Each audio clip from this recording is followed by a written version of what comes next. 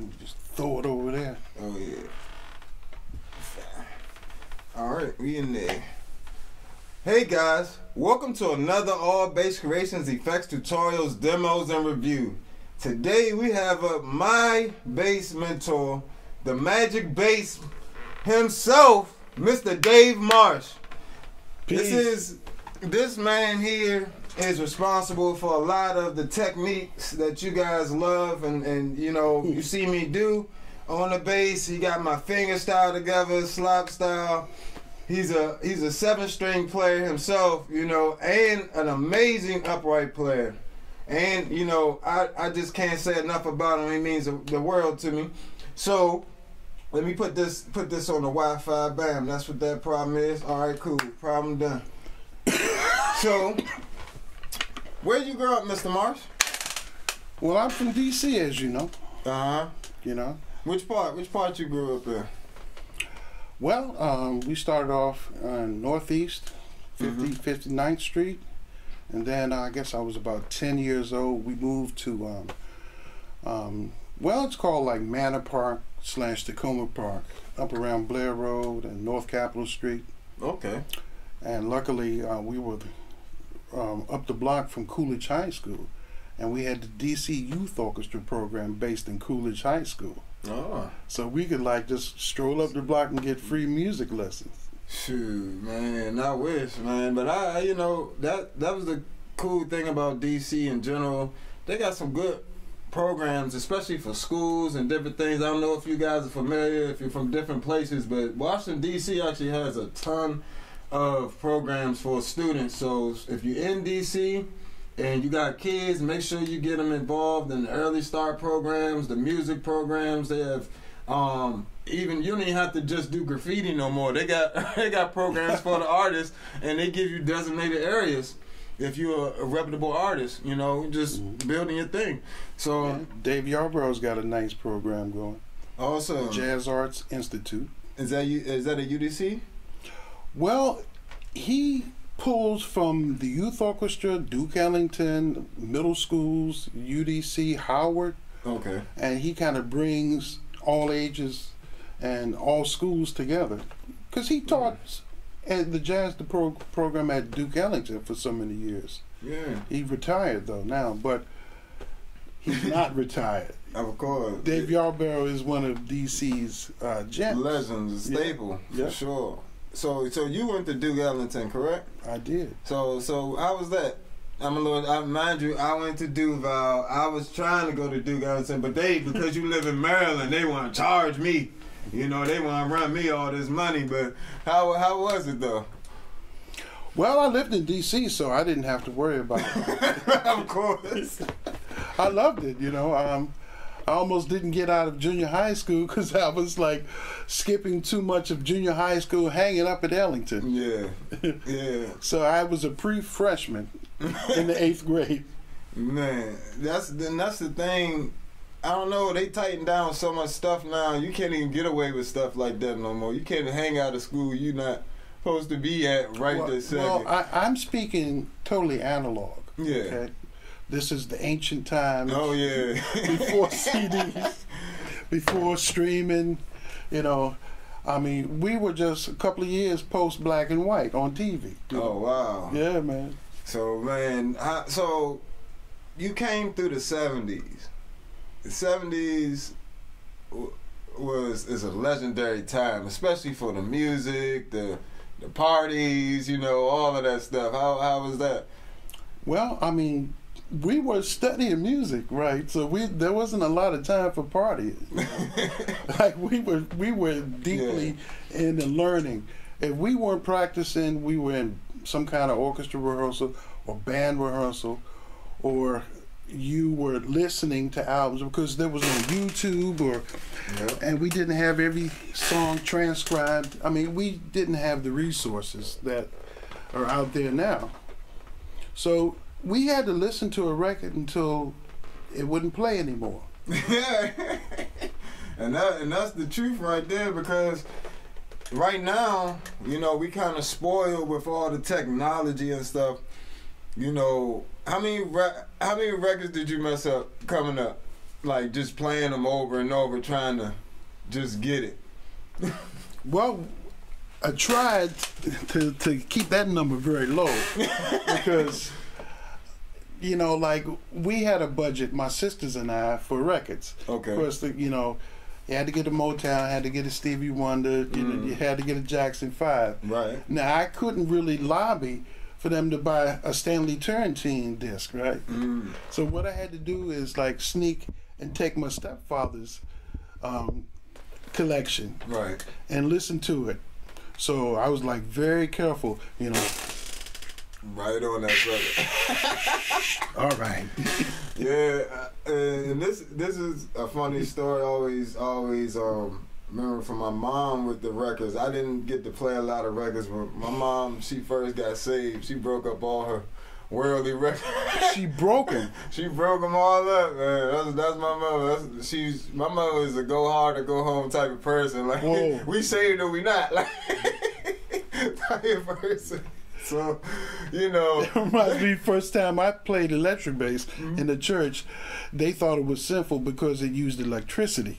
Oh wow! Yeah, tell me about some of your church experiences growing up back then, like playing electric bass in church, or did they ever have like upright in church, or was it always just like just piano and then electric bass just came in the door? Lately, I've done a lot of upright playing in church. Okay. But it wasn't a big thing in the 70s because it was like the Hawkins family, boom.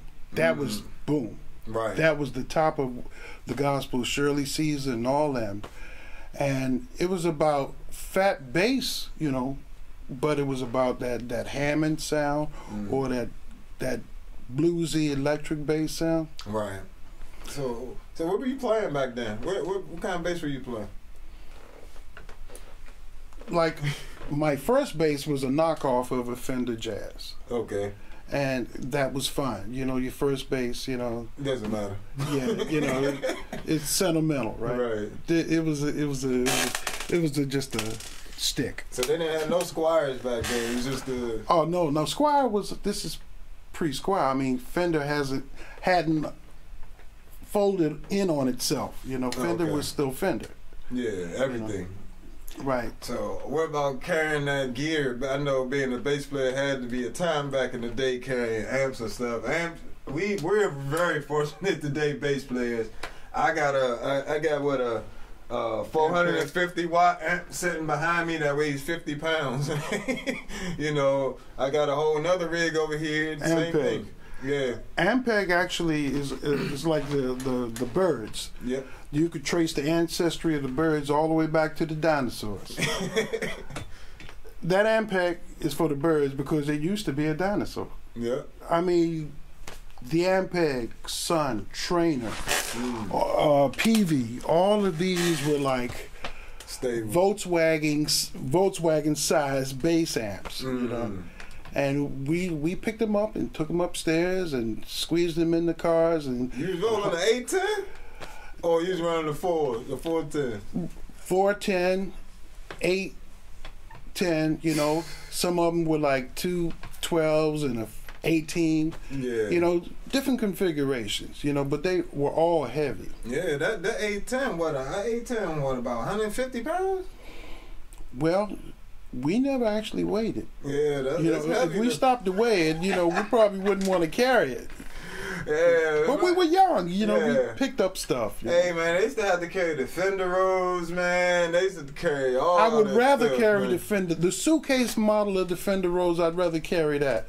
Or one of those Doobie Brothers Yamaha early electric grands. I'd rather carry that than a big old Sun cabinet Trainer. You know. That 18, that one big 18 acoustic cabinet, man. Oh, acoustic. Oh man, acoustic cabinets were probably the most durable because we rated bass cabinets for how many flights it could fall down and still work. You know, because they heavy, you know, you're gonna drop them. Or somebody gonna drop it. Somebody gonna drop it. Or even if it just tipped over, the weight of the cabinet itself would just destroy. Wow, yeah. You know, big stone. Yeah. We had the Conestoga wagons of bass amps. Yeah, I can't stand 810s. I don't know. I just never been a fan of 810s with no tweeter. But I suppose that's all you had back in the day at times. I just played on one that looked like it's from back in the day. It was it was raggedy, but actually, well, if it's backline, that's fine. Somebody else's job to bring it, and all you have to do is stand in front of it. Yeah, that was the key, man. Like, I don't know, man. I just really love today's technology, man. It's so hard for me to.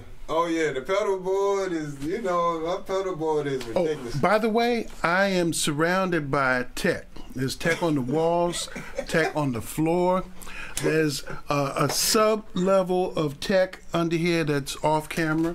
Yeah, that's just, this is my office that I spend so much time in here. It's Thank you for having me. Yeah, and I appreciate you coming. You kept blessing my space, man. As far as I'm concerned, this is the christening from the Magic Bass. This has been somebody that I've looked up to since pretty much I've met him, and he's always been a great example, not just as a bass player, as a family man. We've had conversations about family. And so we're talking pre-niggas. Yeah. You talking before I had my stage name, before I had my hands together. I'm still, still trying to get my technique down and not have every string ringing up. Well, don't sell yourself short, man. I mean, you were quite a gifted musician when I met you. Yeah, and thanks to people like you and my other mentor, DJ Gray, you two were the main people that really took the time and pushed me and didn't let me gloss over. He's like, oh yeah, I can see all your strengths and I see you depending on that. But now we about to talk about all these weaknesses you got. This sight reading you ain't got. This ear training you need, the techniques you need, and that's how I learn how to teach students. Like, it doesn't take me forever to get a student from point A to point B because I had good teachers like y'all who was like, oh man, just don't. What you don't gloss over. Don't let them fluff you. Yeah, you get them kids that come in. No shortcuts. There are shortcuts. Man. Well, you shape your style by how many shortcuts you take. Yeah, that's true. There are a lot of shortcuts out there. Yeah, and I'm thankful for having somebody like yourself who didn't allow it. So now, when did you start getting a 7-string? When did you start coming out with? When did you start noticing like 5, 6, 7 strings? Popping up everywhere. Well, you ain't never seen 7 strings pop up everywhere, but. Man, I lived right through the history of it. That's why I'm asking. That's why I'm asking. The first 5-string was a production model Yamaha. Yeah. 5-string. Okay. I remember when it came out. The problem that everybody seemed to have with the Yamaha was the spacing. Too wide? Well, they had the same 4-string spacing, and they just put the 5 strings in there. No. So that made it difficult to get into for the left hand. I mean, for the right hand primarily. But the left hand, you could adapt because, Vox and the precision a little more narrow towards the nut. Right. So you could handle that. But how you going to get, especially these big old ham hocks, right? How you going to get these fingers inside, right? Yeah. Oteil Berberidge had one of those, and he handled it fine because he lived with it. Yeah. But it was a little awkward, and then they upped the spacing, so you just had to get used to the B string. Right. So, and then. Now, when you start saying the 6 strings, probably because I'm just going to assume you went through all of these at some point to get to the 7. Right. So went to 5, then went to 6. I had a nice Ken Smith 6. Okay. Then I made sure Bartolini pickups and Smith pickups. Okay. All right. And then I knew a guy named David Oliver. He played on cruise ships. Okay. And we would hang out, and I'd go be a guest of the band and hang out. And he was playing a Yamaha 5-string. And I would be really close to him, but he said, man, I want you to get this Conklin 7-string. and buy it and bring it to me next time you cruise. I said, really, you want to go to 7? You're going to skip 6? Because I was playing the 6, right? Yeah. And he goes, no, there was one guy that came through here on a jazz cruise, and it was really cool. So he sent me the money, and I went up to Guitar Center, and I bought the Conklin 7. But I had it a week before I had the cruise. So I said, why not? Take it out, and I got there, and Bartolini's, plus that range, that last string up Sings, yeah. Right, I was like, I've always tried, because I also played guitar. Yeah. So I was used to that particular frequency range, but now I had a bass that would go up there. When you got a chance to go up there, normally you got to stay down in the pocket around the bottom. Yeah. But if somebody was dumb enough to give me a solo and I had the 7-string in my hand, going ham. Oh yeah. You playing those, and that's the thing too. Like I noticed, like, one of the things you helped me to do was separate the instrument into, okay, this is where you primarily lay bottom down here. This is when you're playing bass. This is the range you need to primarily be in. When you soloing, you need to come up to this range where people can. It's a little bit more audible. It cuts better. People aren't the average listener cannot hear you. The definition between each note when in that lower range is much when you're moving faster. It just, for me, I get from a lot of audience members like, yo, I can actually hear your solo, like I could hear it, like I hear the guitar solo, like I hear the sax solo. Everybody don't have to cut down, everybody. Yeah. I know you've experienced this a lot. Why does everybody just leave us hanging when it's time to solo? Everybody just cut out like we don't want some accompaniment.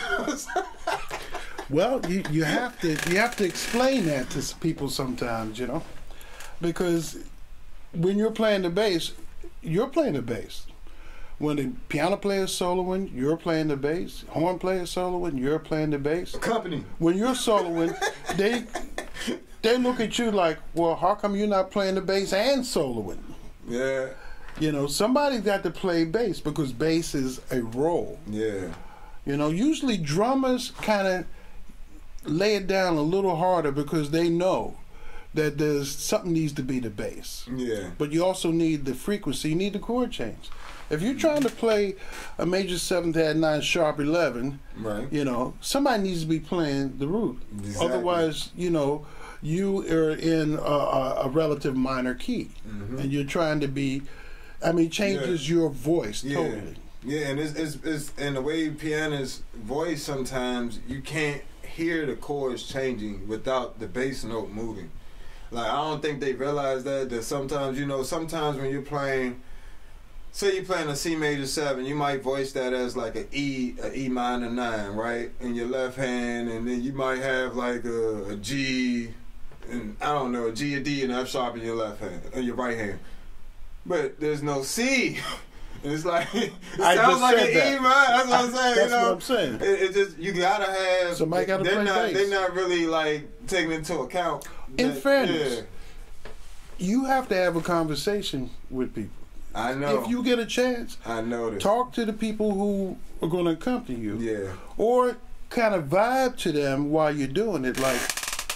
Yeah, come on. Yeah, come give me, on,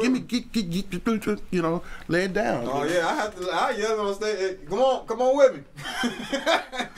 But until you have this conversation, you really don't expect people to read your mind. Yeah, because I guess it's because they get programmed from listening to jazz records all these years, like where everybody.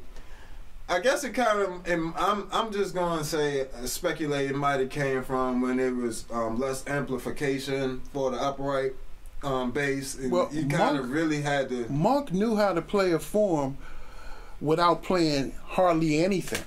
Yeah. Monk had a certain way he could do that. Yeah, and outline it. And, but it's only one him, so everybody else got to find their one Monk and everybody who was in Monk's school.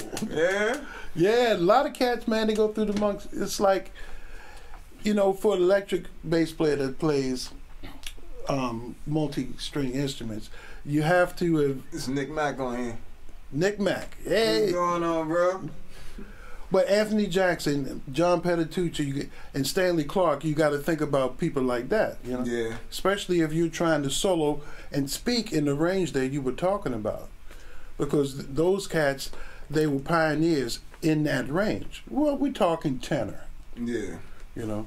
And that what's crazy is I see you as one of those people. Like in my mind, in my world, you even now, like I've gotten things from you, and that's so, especially from the way you voice your chords up top.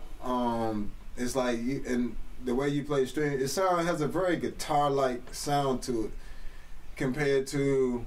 You think I haven't seen you using my chord form? Oh, you know I'm using. You know I'm grabbing all of it. All of it. Instagram be like, here, yep. There it is, right there. All that. Yeah. I be trying to tell people like, yo,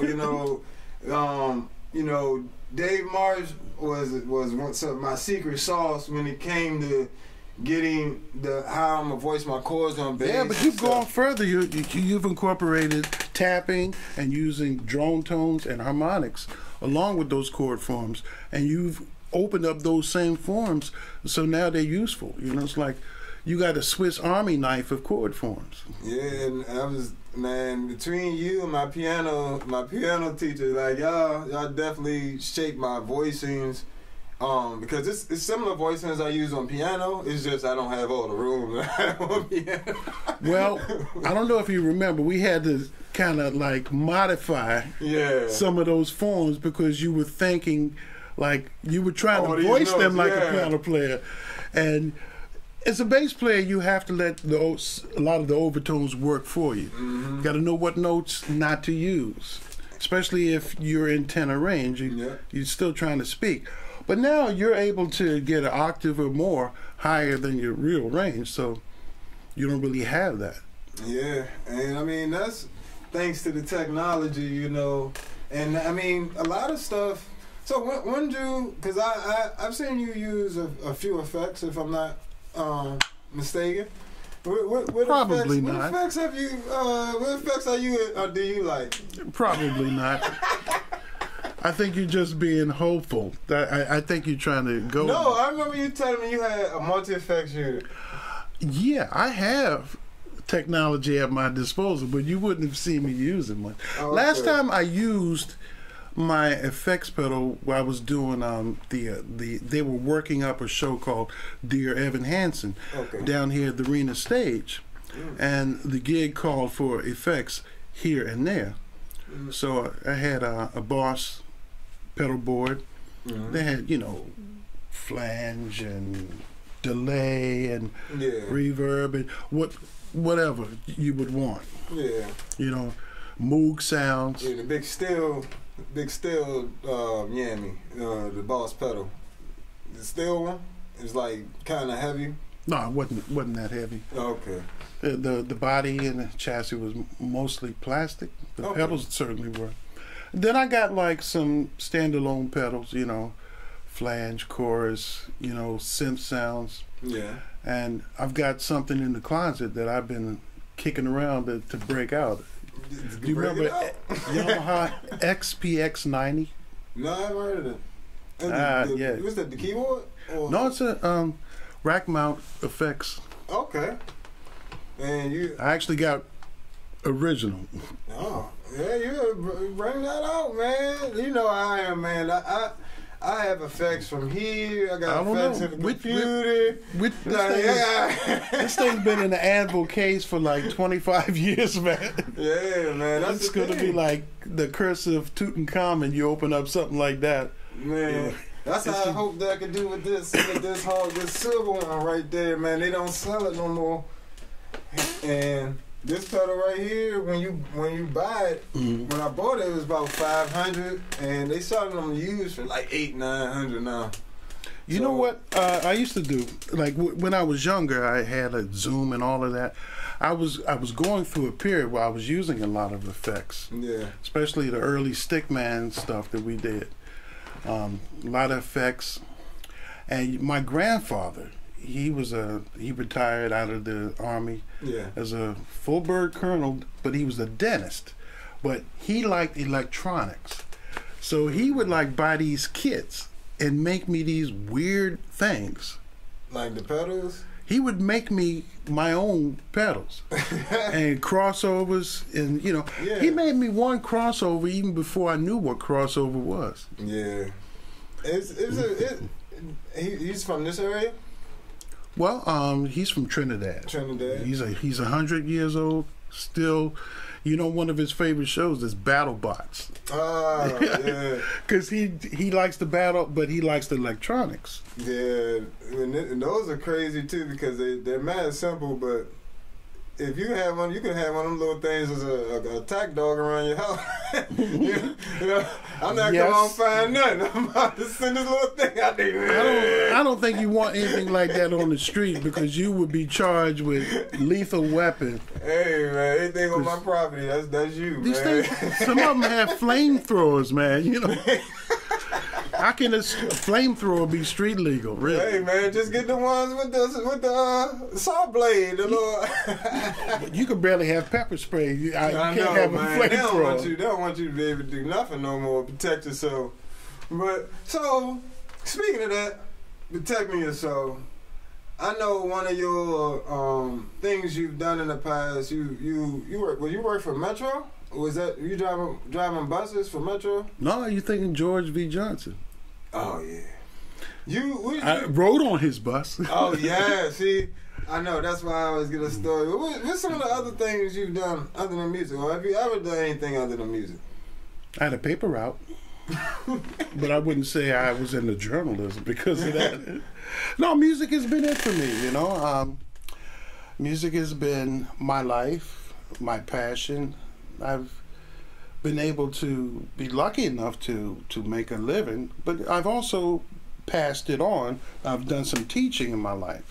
You know, taught at GW, at your alma mater, Bowie State, Shepherd University, teaching privately.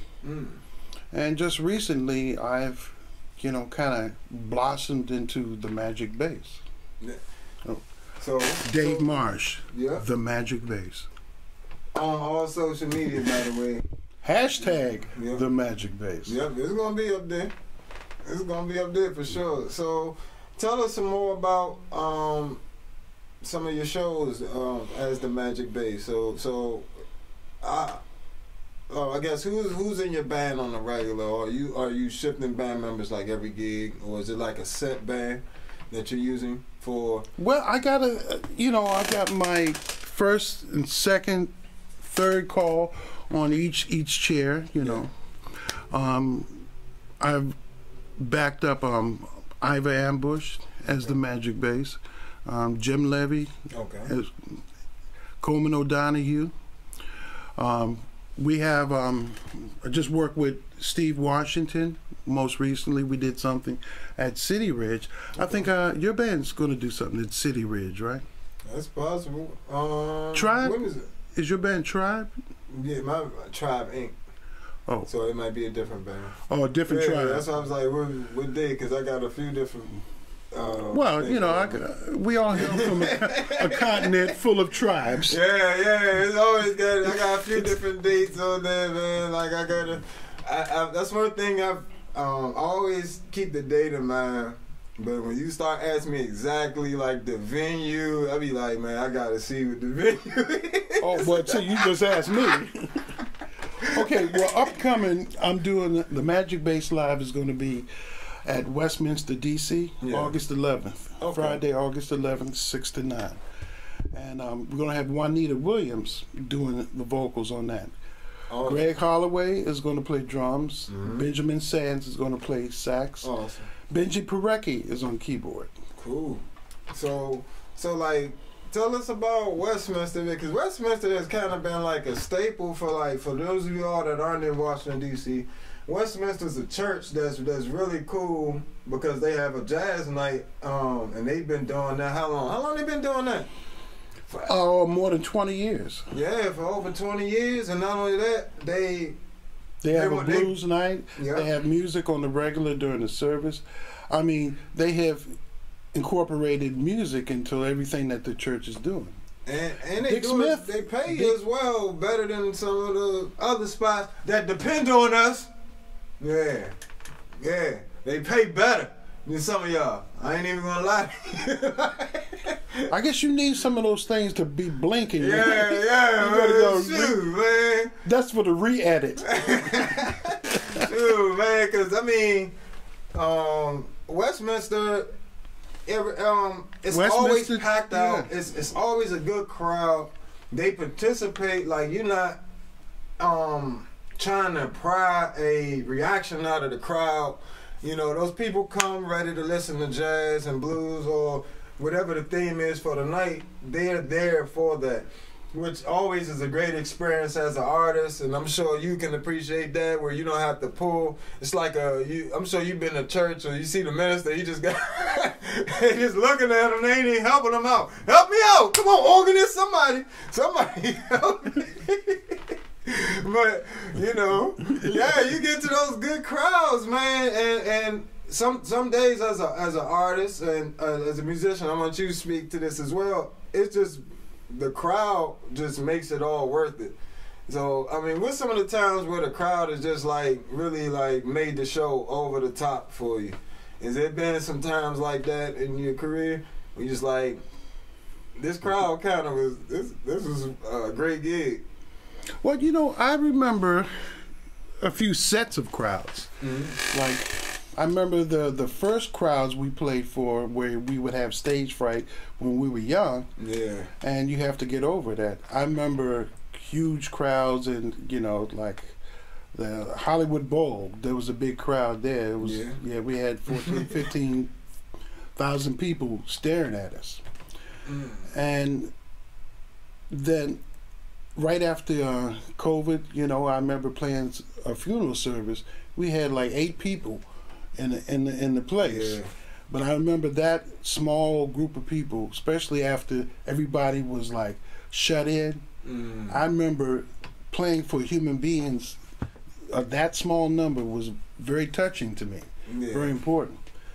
So, and then I remember the interactive crowd, people who understand what they're listening to. Yeah. I met my wife at a place that was like jazz band in the round, because we had people surrounding us on all sides. Oh, so it was like a circular stage, or it was like, well, the crowd was like in a circle around. Well, the way it was, you know, the bandstand was in front of the bar, so you had the whole bar. The bar was an L shape, and people were behind the bar. And then was the bandstand, and then there were tables and chairs and on all sides out there. Oh, that's cool. So, and you'd had people that would just come up and they would be like this close to you, looking through the slats, and you know, you could tell they're the jazz crowd because they may be snapping their fingers consistently on 2 and 4. Yeah. They would understand how to stop and listen differently for various solos. Mm. You know, because a jazz crowd has to be used to listening to jazz. Yeah. And that's one thing I noticed, when you get a crowd like that, like, there is no, you don't have to tell, they know when the solos are ending. And it's like when poetry, when the poem ends, you snap. It's like, even if it's not the best poem, yeah, you just go ahead and snap. Yeah. Give him a little something. Give me a little applause. There's a story. Yeah, you understand it. Yeah, so it's compared to other people. It's like if you don't knock their socks off, it's like I guess if you put it in a comedic way that a comedian will understand. When they go to New York, it's a tough room for them a lot of times, and then you really be finding out. All right, can I not only entertain people, but can I entertain people that don't even want to be entertained? Can I be that entertaining? And that's something I've been trying to work on lately, because, you know, there's certain artists, you know, like, of course, Michael Jackson and people like that no matter what, you might not want to be entertained, but you're entertained. It's like, you know, it don't matter what you do, you're about to be entertained. If you're watching, you're going to be entertained. Unfortunately, or fortunately, not every gig is going to be a concert. I know, man. Sometimes you are background music. And like the way people are, they walk into, they hear you playing, you are the soundtrack to their date. Or their evening. That's what your job is. Yeah. But like I said, sometimes people were dumb enough to give me solo, and I'm like, if you're going to give the bass player a solo, you got to learn to mean it, either this time or next time. Yeah. But you know, you gave me a solo. Yeah, and that's one of the things I noticed too. Like when people started learning that I could tap, now they comes with extra responsibility. What they say, great power comes with great responsibility. They want you to comp chords, do all this extra stuff. I'm like, listen, I'm not getting paid to do all that extra stuff. Yeah, well, you don't get no doubles if you just doing it on one instrument. I know. It's like, you have to have another case in the place to get paid for two instruments. Hey, man, go out there like Stanley Jordan, put one on the stand, hold one. Doubling is doubling. Hey, man, but I definitely, I would say, man, I remember you telling me you went straight out of high school to touring, right? More into touring, or like, were you touring before you graduated high school? Well, we didn't do any huge touring, you know, because DC, you've already talked about how deep it goes. There were jazz avenues all over DC back in the 70s. Well, actually, the 50s, 60s, because DC was on the circuit of Miles and Train and Dizzy, and all the cats would do New York, Philly, Pittsburgh, maybe. They'd come to DC before Baltimore, you know. Yeah. And you know, DC was it. U Street, you know, you had the caverns down there. Tony Taylor, the guy who started Let 'Em Play, you know, he had a club down there that was part of it. Howard Theater was, you know. So we were touring in the city, at the same time getting paid, at the same time getting the hard audiences. At the same time, we were in school, because every gig was a learning experience. Yeah, and now I remember you saying y'all used to get paid on the Heineken standard, something that you made called the Heineken standard. Heineken scale. Heineken scale. We weren't getting, okay. Let's get this straight. Hold up. We weren't getting paid in beer. This is not the Blues Brothers. Right. I've never been paid in beer, and I never had chicken wire in front of the stage. Thank goodness. Knock on wood. You got some wood? Everything's plastic. Yeah, the drums are wood. No chicken wire. You know, I paid dues, but you know, there is some hard dues. But we would do small road trips. We would do up and down the coast. And, you know, like in the 90s, I started doing more things outside of the country. I went to the stands in the early 90s. Yeah. Tajikistan, Uzbekistan, Azerbaijan. And, you know, we had to transition through Moscow, you know. But we actually didn't do any concerts in Moscow. And you know, back then we went to Rome, played over there. We did something at the Vatican. Yeah. You know, I was playing with the St. Augustine's Gospel Choir back in the 80s. Okay, that's a famous gospel choir too. That's one of them. It's like a few churches that are bigger. That was one of them. Yeah, pretty big church. It was one of the first gospel choirs in the Catholic Church, and it was very inspiring for gospel music within the Catholic Church. Yeah. So the Catholic Church always had a little lag time in welcoming the black culture, you know. But first they had to get you up from the back pew up to the front, and then they just start listening to you. Yeah. You know, oh, you got some music, you got something to add. Anyway. Yeah. So, but in the 90s, I was doing a lot of teaching, and I became a father. So I laid down and solidified some roots here in D.C. Then early 2000s, I really went out on the road. Okay. That's when I went out with the 3 Mo Tenors at the time. They later changed their name to Cook, Dixon, and Young. And we toured for several years.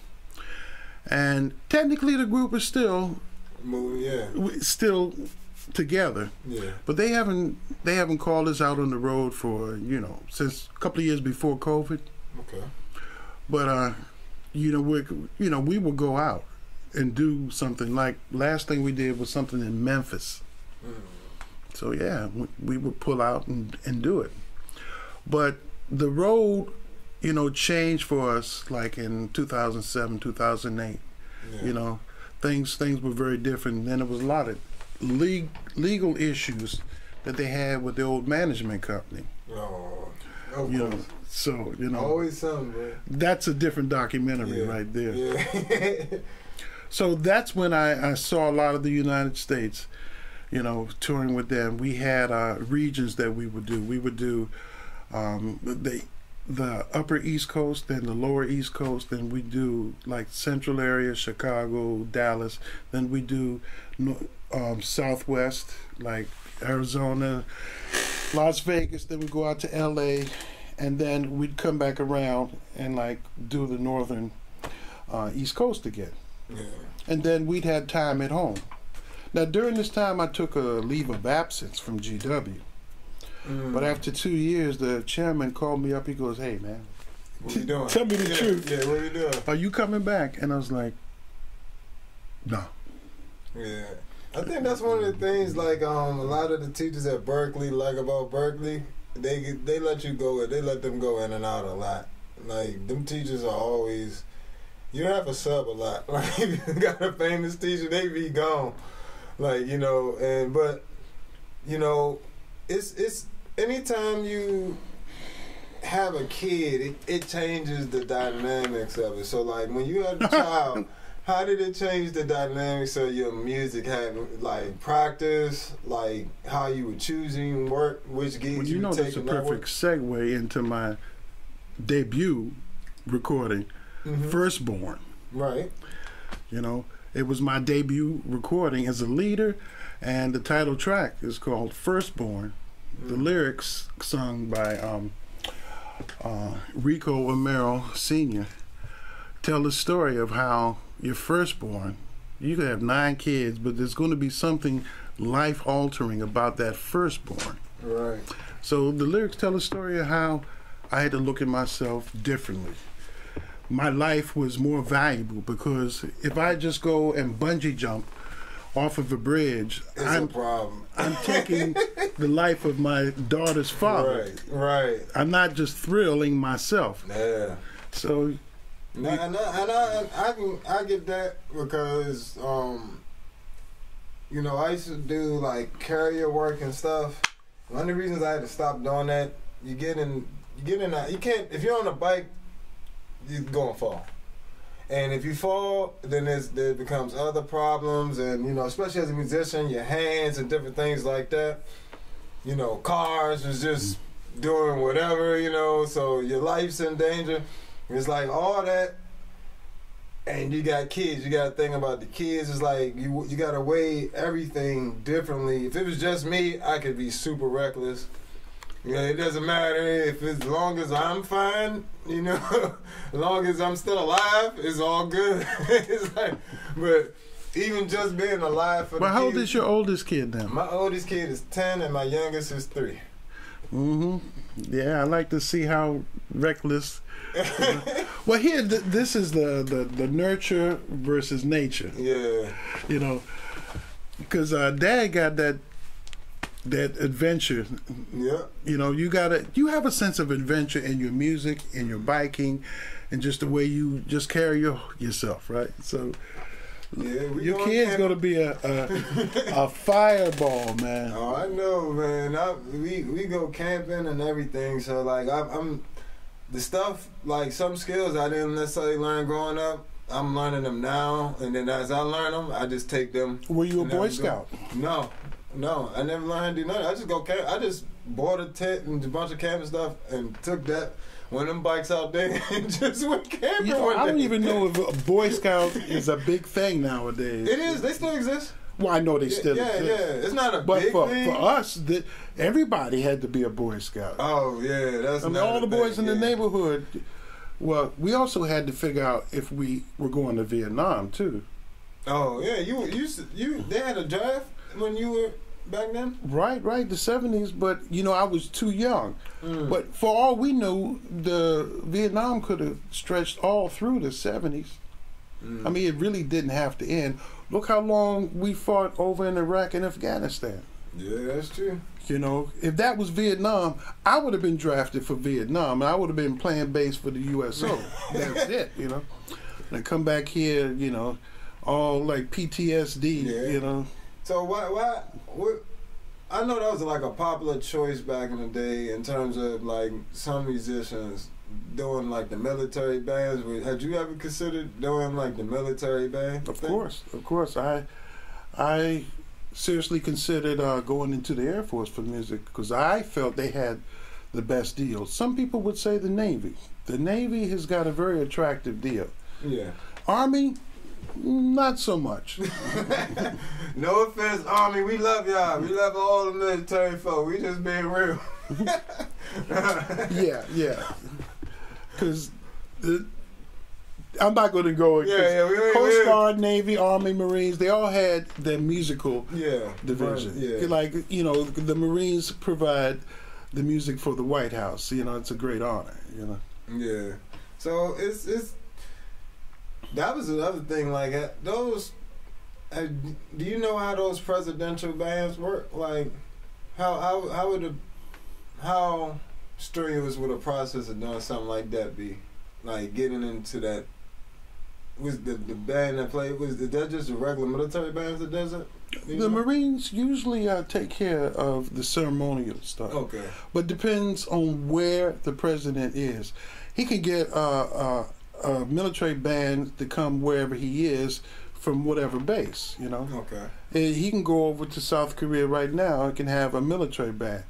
But he would probably want to use the South Korean military band because it would be a protocol. Okay. And their bands placed all over the world. You know, of course, like if you were in the Air Force, you wanted to be in the Airmen of Note, which Juanita Williams, who's going to be with me coming up at Westminster August 11th, 6 to 9, she retired out of the Airmen of Note. Okay. And her album is This Is Who I Am, I believe. Juanita Williams, This Is Who I Am. Produced by the late, great Bobby Black. Okay. Who also was the road manager for the Tenors. Hey. So, you know, we kept it tight. Yeah, that's the thing, man. Now, since we right there, talk about like network and how those relationships, keeping relationships, or like basically your friends determine your pockets. Like, especially like kind of in the music industry. Like if you don't have people that call you for work or different things like that. Sure. Get your reading, get your equipment, get your transpo together, get your attitude, get your clothes together. Be on time, be early. Because on time is late. Be early if you want to be on time. You know, be able to make the sacrifice. You know, know your role. You know, people hire you to play bass. They don't want you to like upstage them.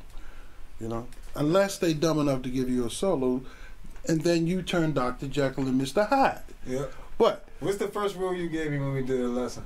Learn all you can, then forget it. Yeah. And never say can't. What was the second one? Never say can't. Look at jazz as a style of music. Look at jazz as a way of doing things and not a style of music. Well, the second one you gave me is this is a bass. That would be lesson number one. You're right. Lesson number one. This is a bass. BASS or BASE, same difference. Right. That's a base. Yeah. Foundation. Right. That's your job. Yeah. Yeah, and that was something that from day one, even before we got into all the fancy stuff and all that, like, no, this is a bass. You got a good memory. Yeah. That is definitely lesson number one. Yeah, I mean, you got to remember them. Why take lessons if you're not going to remember them, folks? You better remember them saying. Hey, I taught him. I can't hardly remember. Hey, man, that's the thing. Like, hey, I know as a teacher, students have done that to me. Like, yo, you remember when you told me this? Not really, but I suppose if you say, if it helped you, I'm glad. You know, that's the thing. You never know. Something you tell somebody, it's something small like that. Every time I go to play and I'm on a gig, it's subconscious, like playing bass. You playing bass. Yep. You playing bass. I used to play with a drummer in a band back in the '80s named Ivan Sargent. Yeah. He was no Omar Hakim or anything, you know. He was not really trying to be a fancy drummer. Yeah. But he wanted to be a solid drummer. Yeah. And he was. And he used to always talk to us about concepts. We were mad at him. We were like, man, you need to go learn some Elvin Jones or Cobham or Tony. Come on, man, just get some chops, man. Yeah. Because we were really into that. Mm-hmm. And he would say, man, it's about the concepts. Yeah. And every break, he's talking concepts. And I think he just gave up the drums altogether. But that one thing he used to say kind of stuck with us. Concepts. Yeah. Like, lesson number 1, this is the bass. That's a concept. Yeah. And everything will grow out of a concept. Yeah. And it for me, it's like, it's something so simple, but when you first starting out, you just do too much. Everybody does. You just doing too much. Like, just, you know, playing bass is actually very simple. And it's very easy to look good playing bass. People don't even realize, a lot of bass players, you actually doing more work and making yourself look worse. I mean, you could be chilling, playing less notes, Less and get a is more. better result. Less Especially is more. laying that bottom down, them whole notes, half notes, is amazing on bass. They don't, because they're only looking at it from their standpoint as an instrument, but they're not looking at it from a standpoint of music as a, you know, as a composer or as a whole. So, but I definitely appreciate you coming out, Mr. Marsh. You know, this is, like I said, this is my bass mentor, the Magic Bass. Where can they find all your music at? They could follow me on Instagram. I'm Dave Marsh 62. On Facebook, I'm David Marsh, but my stage name is Dave Marsh, the Magic Bass, and the fan page is the Magic Bass on Facebook. Go to Google, hashtag the Magic Bass. That'll take you to a lot of content. And the name of the album is Firstborn. Yeah, and the Westminster concert is when? August 11th, Friday, August 11th, 6 to 9, Juanita Williams. Dick Smith has been kind enough to let me bring the Magic Bass live to a live audience. Yep. And so they make food downstairs. Where they can get where can they get tickets? Well, you can buy at the door. You know, most people just come in. I think it's like $10 at the door. Okay. And downstairs you can get a meal for like another $10. You get a full meal. So you're looking at, you know what I'm saying, $25 a piece, and you got a great evening. You got food, music, and, you know, you got a nice, safe environment. Westminster's a nice church as well, so, you know, plenty of seating, so don't worry about... Up the street from the metro. Yep.